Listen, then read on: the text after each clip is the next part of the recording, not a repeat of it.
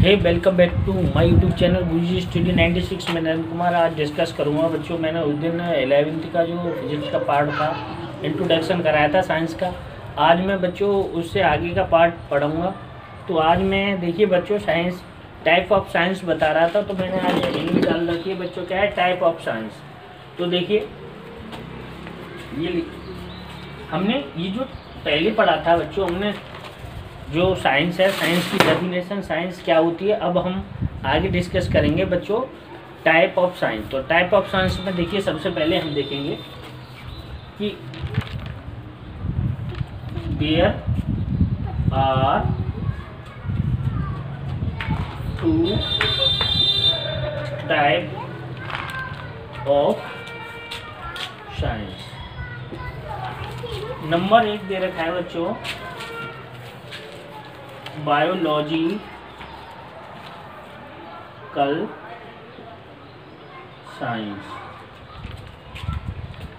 Sciences, और दूसरा दे रखा है बच्चों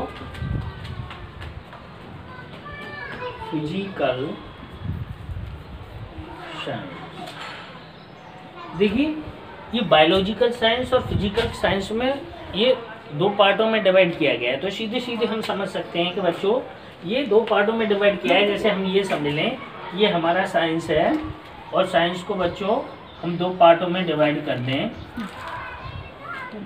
नंबर 1 बायोलॉजिकल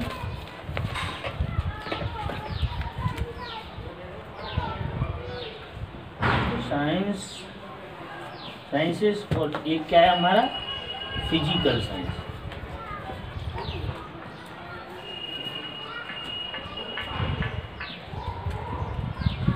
ये जो साइंस थी हमने दो पार्टों में डिवाइड किया, फिर फर्दर हमने इसको आगे इसको भी दो पार्टों में डिवाइड किया।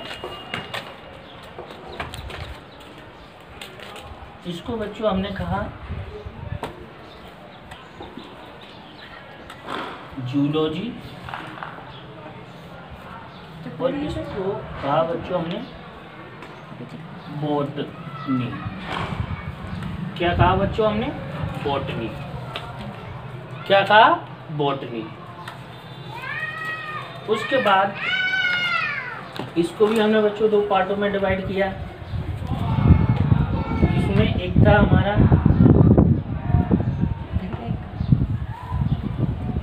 फिजिक्स,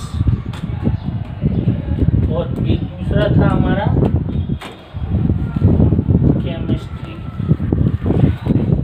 तो देखिए ये हमने जो साइंस थी, साइंस को हमने बायोलॉजिकल साइंस और एक फिजिकल साइंस, और बायोलॉजिकल साइंस को जूलॉजी और बॉटनी। इसी तरीके से ये जो हमारा फिजिकल साइंस है उसको देयर आर टू पार्ट में डिवाइड किया गया है, फिजिक्स एंड केमिस्ट्री।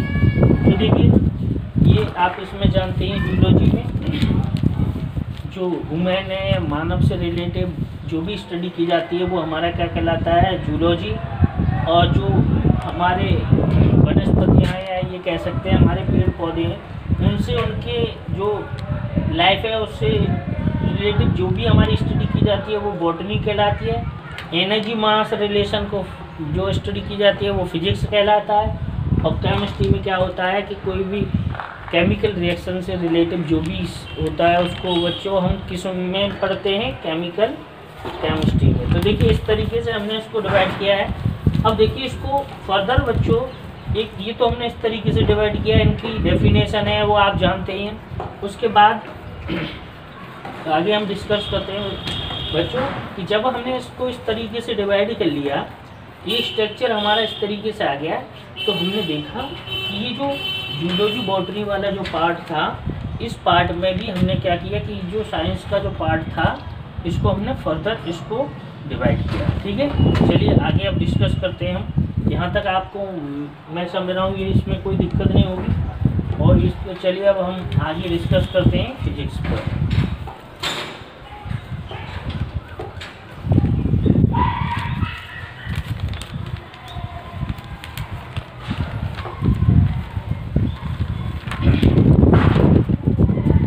अब बच्चों किसके बारे में डिस्कस करेंगे?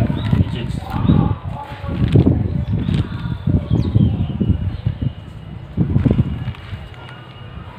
देखिए ये जो फिजिक्स वर्ड है बच्चों,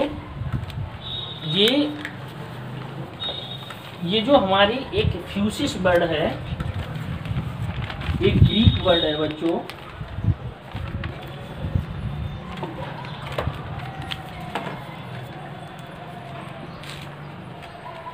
ग्रीक लैंग्वेज का एक वर्ड है बच्चों, एक वर्ड है जिसे फ्यूसिस, क्या है बच्चों, फ्यूसिस। इस फ्यूसिस का मतलब है नेचर। क्या है बच्चों, इसका मतलब क्या है, नेचर। यानी नेचर का मतलब जो नेचर से रिलेटिव जो भी फिनोमिना है वो हमारी क्या कहलाती है बच्चों, साइंस। और इसको ओल्ड टाइम में बच्चों, इसको जो फिजिक्स है उसे नेचर साइंस भी बोला जाता था। अब देखिए बात करते हैं फिजिक्स की। अब बात करते हैं फिजिक्स की। Physics is the study of the nature which is interaction react, यानी ये कह सकते हैं physics is a study of nature which is a interaction reaction of mass and energy. क्या होता है बच्चों कि इसमें क्या है, ये इसमें मास और एनर्जी की इंटरएक्शन रिएक्शन है, उसके बारे में बच्चों हम इसमें क्या करते हैं, स्टडी करते हैं। इसमें क्या करते हैं बच्चों, बात हमको समझ में आई। अब इसमें ये जो हमारा फ्यूसिस जो वर्ड दिया था, तो ये जो वर्ड जो हमें इंट्रोड्यूस कराया था अरस्तु ने, एक अरस्तु नाम के साइंटिस्ट थे, इन्होंने इसको ये हमसे क्या कराया, इंट्रोड्यूस कराया। ये हमारा वर्ड इंट्रोड्यूस कराया। अब देखिए बात करते हैं फिजिक्स की, कि जो फिजिक्स है उसको हमने दो पार्ट में डिवाइड किया गया है। देखिए पहले, इससे पहले थोड़ा सा इसी के मास और एनर्जी का रिलेशन समझते हैं। इसमें ये बात समझ में आई होगी आपको। आगे देखिए, एक था, देखिए एक होता है मैटर, वो क्या होती है, एनर्जी। मैटर और एनर्जी का इंटरएक्शन रिएक्शन होती है, उनको क्या बोलते हैं बच्चों, हम फिजिक्स बोलते हैं। यानी मैटर को एनर्जी में और एनर्जी को मैटर में कन्वर्ट किया जा सकता है, it is called a physics. अभी हमने इसको बताया था। अब हम इसमें देखिए जो मैटर है, मैटर में क्या होता है, मैटर तो आप लोग जानते हैं। देखिए ये जो मैटर है बच्चों, ये मैटर क्या करता है, जिसका अपना वेट होता है, जो कुछ स्पेस शिफ्ट करता है, या ये कह सकते हैं कुछ जो जिसका अपना कुछ वेट होता है, और ये इसके लिए कुछ एरिया चाहिए ऑक्यूपाई रहने के लिए, तो वो हमारा क्या कहलाएगा बच्चों, मैटर कहलाएगा। यानी कोई ऐसा ऑब्जेक्ट जिसमें क्या होता है, मास होता है, और उसको रहने के लिए कुछ न कुछ वो जगह घेरता है, तो वो क्या कहलाता है बच्चों, मैटर कहलाता है। इसी तरीके से एनर्जी, तो ये क्या है, द डूइंग, ये कह सकते हैं the ability of doing work, the ability of doing work any object या any person is called energy.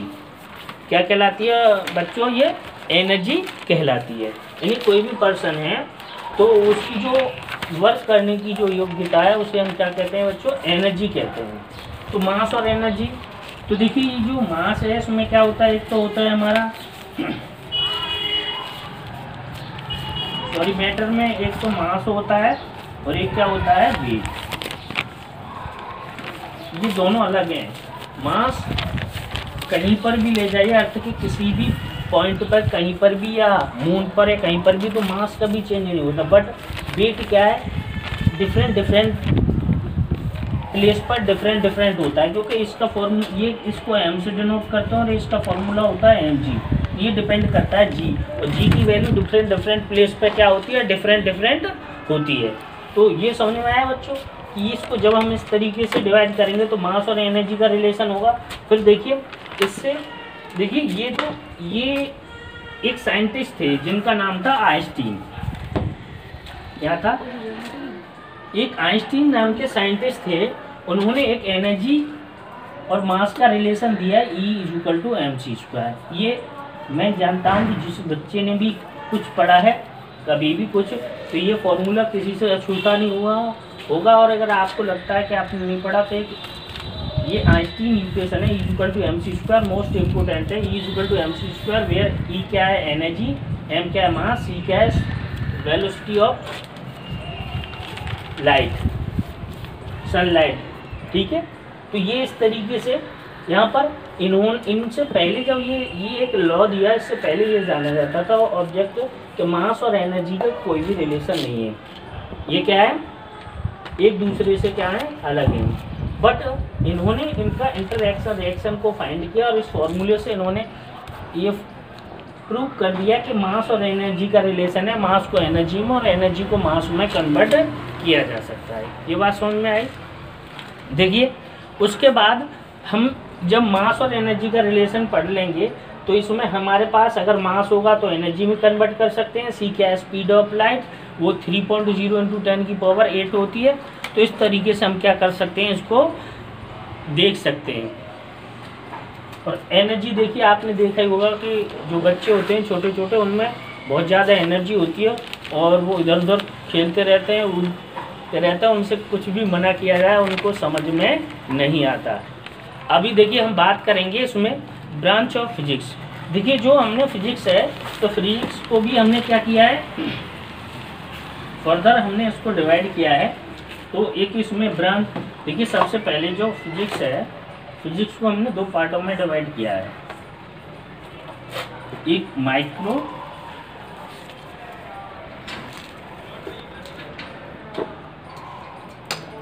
या माइक्रोस्कोपिक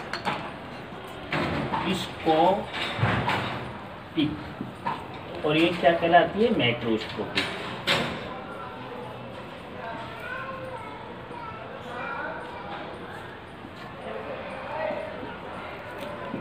यानी ये क्या कहलाती है बच्चों सूक्ष्म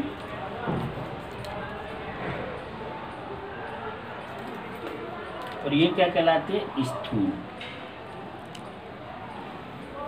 यानी ये जो है इसमें जो छोटे छोटे पार्टिकल हैं उनका स्टडी की जाती है और जो बड़े लार्ज पार्टिकल हैं उनकी स्टडी बच्चों इसमें की जाती है।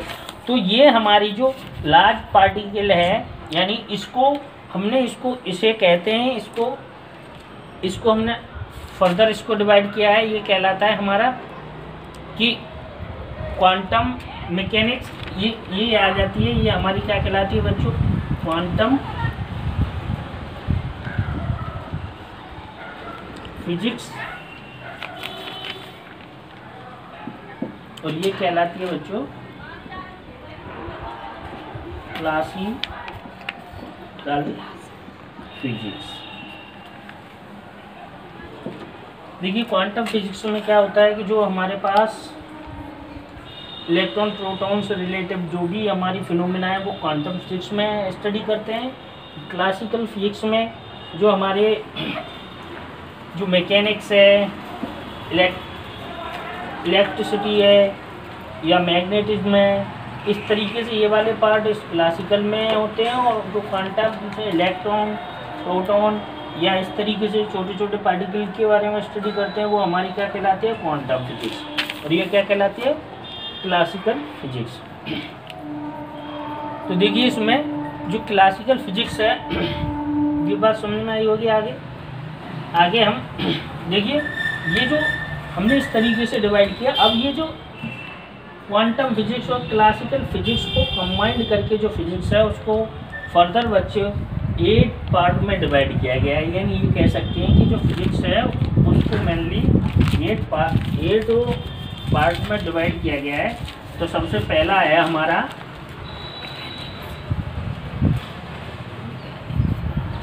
नंबर 1 है मैकेनिक्स।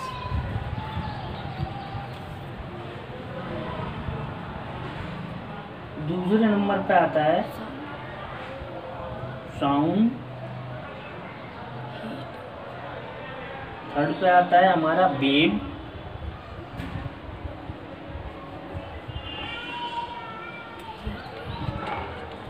और फोर्थ पे आता है वेव उसी में ले लेते हैं। चलिए इसको हीट है, साउंड वाले में आया थी सॉरी, वेव तो हीट। उसके बाद अगला है हमारा इलेक्ट्रिसिटी।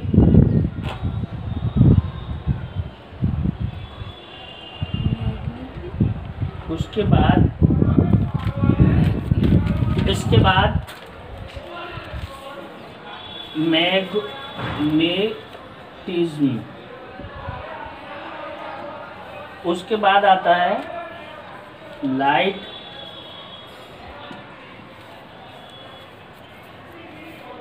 उसके बाद आता है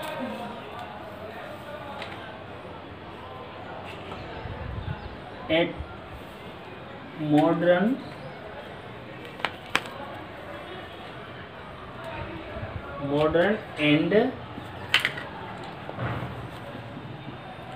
एटॉमिक फिजिक्स। और 1 2 3 4 5 6 7 और लास्ट वन हमारा आता है इलेक्ट्रॉनिक्स।